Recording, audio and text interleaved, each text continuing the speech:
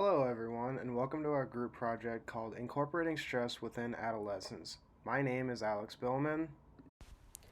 Olivia Hoban. My name is Kate Jensen. Hannah Stavely. Jade Redenbaugh.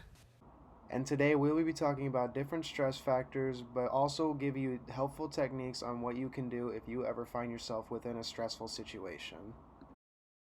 What exactly is our workshop idea? We are going to have 5 different workshops, and each of us will have our own workshop that we will head and take care of.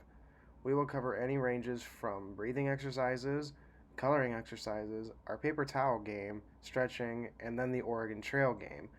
A couple of these will have different factors, but each of them will all be able to incorporate stress in their own different way. We are going to host our workshop on a Tuesday night at 7 p.m. We will set up our workshop in the cafeteria. That way there's tables for parents and students to sit at. At the end, we'll come together and briefly discuss what was all learned. And then after the workshop is completed, we will sign the students' worksheet so that they can bring that to class with them and receive their extra credit for attending. My portion of the activities will be a little bit different than what my group members consist of. During my activity, students will play the game called the Oregon Trail. The game will consist of many different obstacles that the students will have to overcome and also work together to make sure that they reach the end of the game. However, there will be different loopholes that I will throw them through so they can understand what it's like to be in a stressful environment. Students will have to work together not only with their group members but also their parents to make sure that they can actually reach the common goal of completing the game. If they do complete the game within this specific amount of time, they will receive a special prize. If they are the first team to do it, they will get extra bonus points. In my activity, we will be discussing how stretching helps with reducing stress. So to start off with, students will spread apart and each have their own mat to do this exercise. We'll be discussing how relaxing muscle tension can actually help with reducing stress, especially with focusing in on your neck, back, and shoulder muscles. That can really help with you to feel calm. You can even sleep better and actually helps with induce extra blood flow. So then after this exercise, we'll discuss how our bodies feel before and after stretching. So some main stretches we'll be focused on, like I said earlier, will be the neck. The neck is a major point in which stress can be evident. Then there's the upper back, which is a very common area in which stress can be built. And we'll be doing this through yoga poses, which is one of the most effective way of relieving stress. The first stretch we'll be focusing on is in the neck. This diagram is located on the top left picture.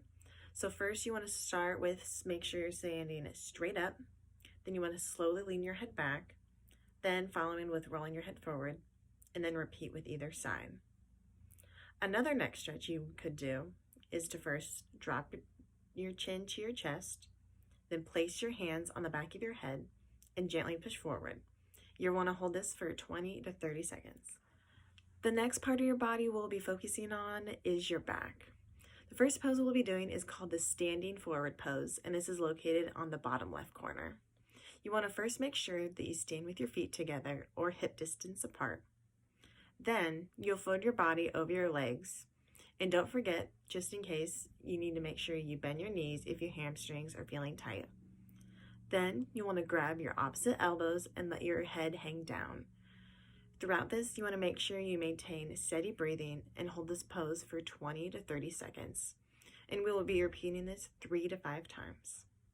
The next back stretch we'll be doing is called the heart opener, which is located in the top right corner. For this one, you also want to make sure you stand with your feet together or hip distance apart. Then you'll reach your hands out from behind you, clasp them together at the base of your back.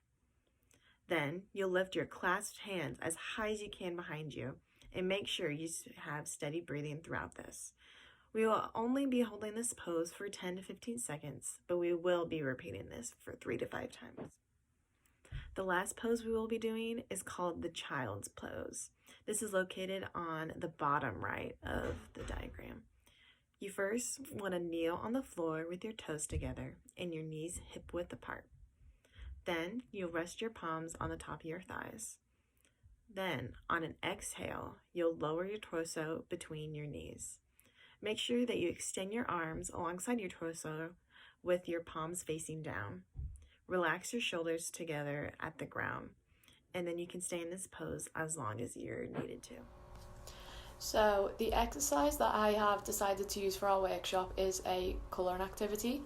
So each student will be given a colouring book like this, and it has different designs on each page, and the main focus is for them to basically colour in a picture on any page, and they have to try and do it as neatly as possible without going outside the lines. And the reason why I chose this activity is because it's been proven that colouring can help relax the fear centre of the brain, and it's also been proven that colouring has the same effects as meditating because they both reduce negative thoughts and calm a restless mind. Taking deep breaths is one of the quickest and easiest ways to bring your heart rate down. In my section of the workshop that I'll be doing, I will be discussing with students the benefits of deep breathing exercises or belly breathing. It is one of the best ways to help lower stress because your deep breath sends a message to your brain to calm down and just chill out a little bit. It instantly lowers your heart rate, lowers your blood pressure, and just makes you feel a little less flustered overall. The directions for belly breathing are to first stand up straight, second, arms will hang loosely by your side, then you'll relax your body and close your eyes. Focus on your belly rising with inhale and sinking with exhale. Breathe in slowly and deeply through your nostrils. Hold that for a few seconds. Slowly exhale through your mouth, and then repeat that about 10 times to get the full effect of the belly breathing. And this should just help students overall in times that they're stressed. They can use this when they are preparing for a test, when they are just standing in line somewhere waiting for something, or just really any time that you're feeling a little overwhelmed. Just take a few seconds and breathe a little bit. From what I remember in elementary and even middle school is that we were always so excited when we got to take a break from the classic lecture-like structure of a classroom and book learning to do something more interactive and hands-on. This is part of the reason I chose to do the paper tower challenge. Now, for this challenge, the students will be given 15 sheets of recycled paper and 4 feet of masking tape that they can then rip and divvy up however they see fit to use. But they never get anything more than that, only the 15 sheets and 4 feet of masking tape. Of course, they will need a flat surface like a floor or a table, whatever works best for them, to build their tower upon. Now, they're going to be asked to build a tower as tall as they can out of paper that can support a small, thin reading book. They'll have to use creativity, critical thinking, and problem solving to go about the construction of this tower because, of course, there's not only one way to do this. They just have to find the best way, or what they think is the best way, and communicate it and work together to accomplish this goal.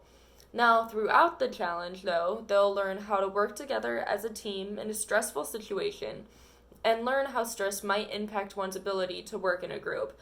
They can also learn how to combat stress and frustration to accomplish a goal. So if they need a break, if they get overwhelmed or frustrated, they can go off to the side for a little bit, take a quick breather, and then come back so that they might be able to work better from that point on.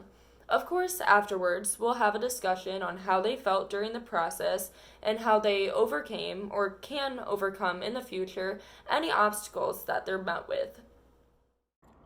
Why exactly did we choose this issue? We have all dealt with stress in our lives, and some can have it more harder than others, depending on life situations. But no matter what you may have, it's important that you learn healthy ways to cope with yourself. That way you can be more successful. It is a really big issue not only amongst middle schoolers, but also throughout the rest of our lives.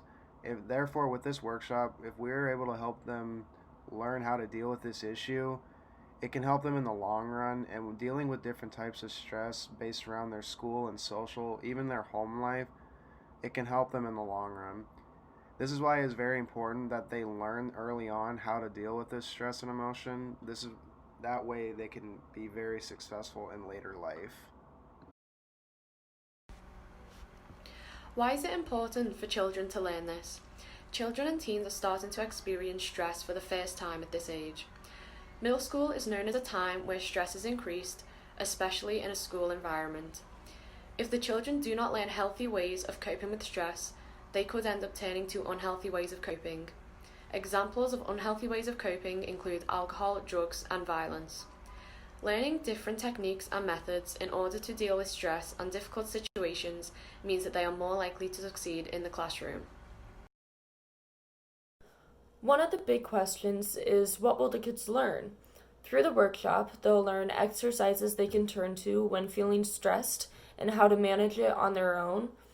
They'll learn breathing techniques and the importance of talking to someone you trust about your feelings. We also want them to know that their parents, teachers, peers, friends, everyone is there to help them during difficult times, and we want them to understand that the school is a safe place, and trust their teachers and know that we offer support. We also hope that they understand that the peers and even parents and teachers also deal with stress and that it's a natural emotion. We also hope that they learn how to manage their stress to get projects done, while also understanding that it's important to take care of yourself in stressful times. The strengths of this workshop and all the exercises combined is it allows children to work together to overcome stress and accomplish shared goals. It also allows children to learn stress-reducing exercises and gives them time alone in which they can learn to deal with stress by themselves. It also allows children to learn exactly what stress is and where it comes from throughout the discussions we hold after these exercises. It allows children to learn about different stressors they may not personally experience so that they might be able to understand a different person's point of view. These workshops incorporate aspects of cognitive, physical, and social emotional development through utilizing critical thinking and problem solving, doing stretches, breathing exercises, and building a tower, and then also, of course, working with peers in a social situation. How would they learn to deal with the stress? Each group will teach the children different methods and activities that will help them learn to deal with stress. After completing these activities, students will hopefully be able to incorporate these strategies in their everyday life when they get presented with a stressful situation. There's a lot to unpack with stress and diversity. While stress is a universal feeling among us humans, it's also a diverse feeling, meaning that it is caused by multiple different factors and to different severities for each person. Some examples are missing or skipping breakfast, parents working late, missing the bus, having a lot of homework, being in extracurriculars, and getting a bad grade. A lot of these things are also subjective, where it could be worse for one person than it is to another. For example, you may think that getting an 85% on a test is a bad grade, and it may stress you out because of that, due to the standards that you've been held to growing up. Another person may think that getting 60 on a test is a bad grade, and they may be stressed because of that, but not be stressed because of an 85%. It's different for each person, so the next time you hear someone say, "Oh, I did so bad on the test," and you think, "Oh, what did they get?" and they say a 90, don't be harsh. It could actually be bad for them. It's different for each person. Now, to further address the issue of diversity and dive deeper into the subject, because it is quite a large subject to cover and fully understand, we want the students to understand the issue of diversity and understand that there are individual differences amongst their peers. The groups will come together at the end and we will address this issue through discussion in order to raise awareness about it.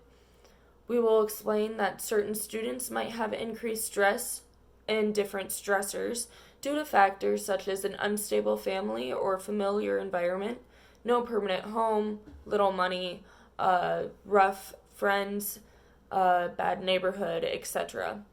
It's important for us to address this issue because students need to understand that it is not only school that can cause stress, and some of their peers might be going through difficult times outside of schools and extracurriculars. We hope you enjoyed our presentation about stressful environments and the ways that you can deal with stress. Again, my name is Alex Pillman. Olivia Hoban. Hannah Savely. My name is Kate Jensen. Jade Redenbaugh. And we all hope that you have a wonderful rest of your day.